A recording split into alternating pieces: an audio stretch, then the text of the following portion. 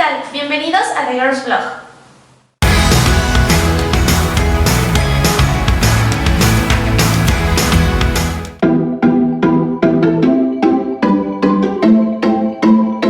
Vamos a ver las resoluciones de las ecuaciones tanto de primer grado como de las de segundo grado. Comencemos con las de primer grado. Una ecuación de primer grado es una igualdad entre dos expresiones que involucran constantes y una sola incógnita, cuyo grado es la unidad y está formada por dos miembros. Es decir, el primer miembro es igual al segundo miembro, ¿sí? Es cuando tenemos que pasar del otro lado del signo de igual y obviamente nos tiene que quedar una igualdad. Al resolver una ecuación de primer grado, con una incógnita se obtiene el valor de la incógnita que satisface con la igualdad dada. Para ello hay que hacer diversos despejes, pero para que obviamente les quede más claro, voy a explicar un ejemplo. Teniendo la ecuación 6m menos 5 igual a m más 20, lo primero que tenemos que hacer es agrupar las variables y los números en diferentes miembros. Vamos a poner la letra m en un lado del igual y los números del otro lado. Y nos quedaría 6m menos m igual a 20 más 5. Reducimos los términos semejantes y nos queda 5m igual a 25. Entonces solamente tenemos que dejar la m solita. Pasamos el 5 que estaba multiplicando dividiendo del otro lado y nos queda m igual a 25 sobre 5, que como resultado nos da m igual a 5.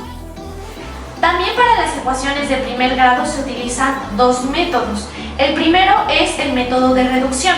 Este método consiste en sumar ambas ecuaciones y eliminar una de las variables, obteniendo una ecuación de primer grado con una incógnita. Vamos al ejemplo.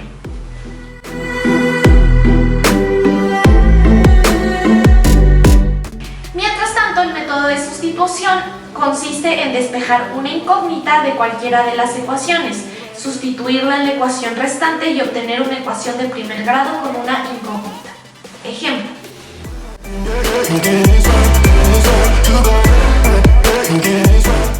Vamos a pasar al concepto de factorización.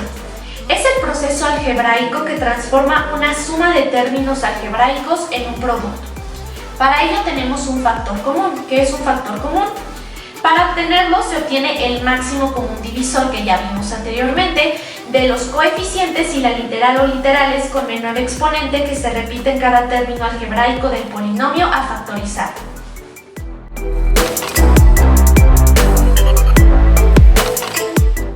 Ahora, aquí tenemos la resolución de ecuaciones de segundo grado. Para ello podemos utilizar dos métodos, el de factorización que acabamos de ver, o también puede ser el de la fórmula general. ¿Cuál es nuestra fórmula general? Bueno, x es igual a menos b más menos la raíz cuadrada de b al cuadrado menos 4ac sobre 2a. Entonces, para una ecuación de segundo grado, lo único que vamos a identificar con las letras a, b y c son los valores de nuestra ecuación. Una vez los tenemos identificados, vamos a reemplazar los valores en la fórmula general y una vez resuelta la fórmula general nos va a dar cierto valor. Ese valor que ya tenemos conocido lo podemos aplicar para nuestra ecuación de segundo grado y al momento de ya tenerlo podemos resolver los demás valores hasta que únicamente nos quede una ecuación de primer grado y con una sola incógnita podemos resolverlo mucho más rápido.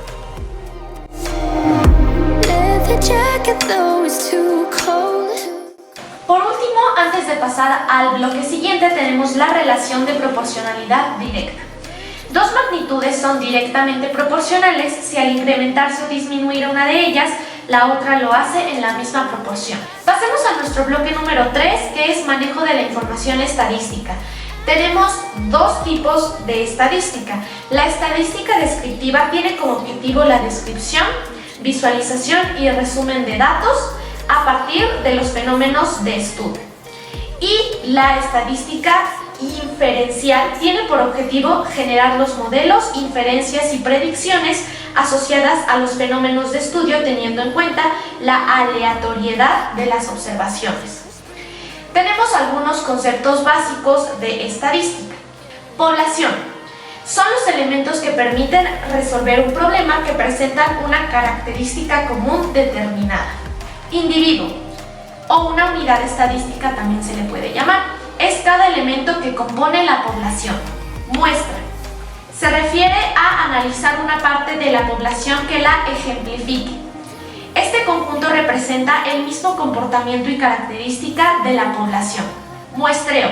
Es el proceso de recabar los datos que se deben analizar obtenidos de una muestra representativa de la población. Dato. Es cada valor obtenido al realizar un estudio estadístico. Variable. Es una característica en una población o muestra. Puede tomar diferentes valores. Ahora vamos a pasar a los tipos de gráficas. Tenemos la gráfica circular, que representa a una población en términos de porcentaje. La podemos observar aquí como imagen central. La gráfica de barras, que es una forma de representación de datos numéricos. La gráfica poligonal muestra la evolución de un fenómeno durante un periodo. Y por último, el histograma es parecido a una gráfica de barras, solo que en este caso las barras se dibujan una junto a la otra. Vamos a pasar a la tabla de frecuencia absoluta y relativa. La frecuencia es el número de veces que se repite un valor o dato de análisis en una tabla. Hay dos tipos de frecuencia, la absoluta y la relativa. Pasamos a qué es una frecuencia absoluta. Es el número de veces que se repite cada dato. Y ahora, ¿qué es una frecuencia relativa? Se obtiene dividiendo la frecuencia absoluta entre el total de datos y ayuda a identificar tendencias. Por último, antes de pasar al siguiente bloque, tenemos las medidas de tendencia central. La primera es la media aritmética, también llamada promedio. Se define como el promedio de los datos x1, x2, x3 o hasta xn, que se representa por x con una línea horizontal arriba.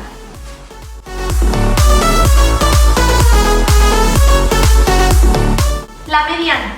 Al ordenar los datos de forma creciente o decreciente al valor que se encuentra exactamente a la mitad de los mismos, se le denomina mediana. Lo anterior aplica cuando el número de datos es impar. Vamos a observar un ejemplo.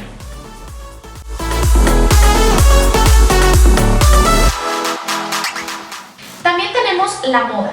Es el dato que tiene la mayor frecuencia, esto es, el que más se repite. Ya habíamos observado la definición de frecuencia.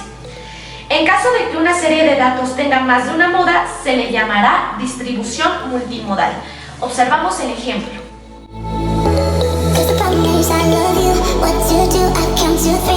Por cierto, las medidas de tendencia central que acabamos de ver, media aritmética o promedio, moda y mediana, sí van a venir en el examen, es muy seguro que sí. Entonces no olviden estudiarlas con detalle, no nada más las repasen tan bien, estudienlas bien, hagan ejercicios de práctica, porque les aseguro que no se van a arrepentir.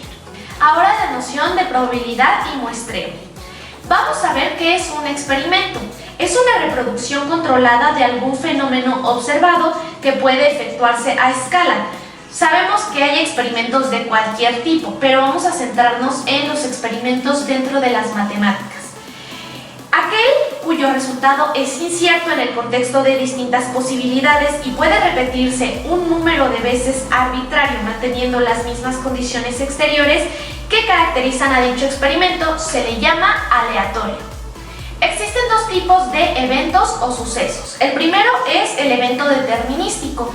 Es aquel cuyo resultado se conoce previamente y es invariante. Mientras tanto, el evento suceso aleatorio es el resultado de un experimento aleatorio. Hay una fórmula importante para determinar la probabilidad de un experimento o de un suceso y esta se las voy a estar dejando en pantalla, pero también se las voy a decir. PA es igual al número de los resultados favorables para A, que en este caso es el suceso o la probabilidad del suceso aleatorio, sobre o entre el número total de los resultados.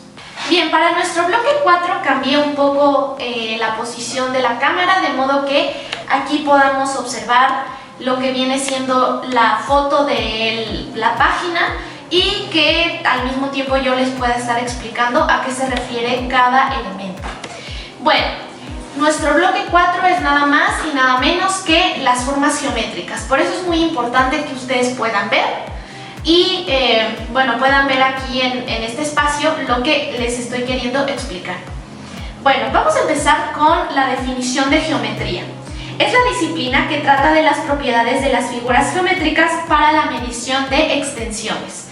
Tenemos diferentes elementos de la geometría. El primero es el punto. Es todo aquello que tiene posición, carece de dimensiones y no tiene forma definida. Sin embargo, la mayoría de las veces se representa mediante un círculo pequeño. La línea son tipos especiales de conjuntos de puntos. Destacan la línea recta y la línea curva. La línea recta es una sucesión de puntos que se extienden sin límite en dos sentidos. No tienen principio ni término y se representa como se muestra a continuación. Aquí podemos observar la página número 175 de la guía y pues vemos AB es la recta. La semirrecta, si ubicamos en la recta AB un punto P, este y todos los puntos que le siguen o le preceden forman una semirrecta. Una semirrecta se representa con el origen P y otro punto de la misma. La siguiente figura lo ilustra. El segmento es la porción de recta limitada por dos puntos no coincidentes. Estos puntos se denominan extremos del segmento. La línea curva es una línea continua, unidimensional que cambia de dirección gradualmente. Destacan las líneas curvas cerradas y abiertas. Una línea curva cerrada pues puede ser un óvalo o un círculo, como lo podemos ver. El arco es la porción de curva limitada por dos puntos no coincidentes. Y por último, el plano hace referencia a la superficie geométrica. Se caracteriza por ser bidimensional y por contener puntos infinitos y rectas infinitas. Vamos a pasar al tema ahora de los ángulos. Un ángulo es la abertura entre dos semirrectas o rayos que tienen un punto en común. Este recibe el nombre de vértice y a los rayos se les llama lados del ángulo, como lo podemos observar en la imagen. Un ángulo se representa de las siguientes formas. Puede ser A o B, B o A, O. Y con letras del alfabeto griego, como puede ser alfa, beta, gamma, etc.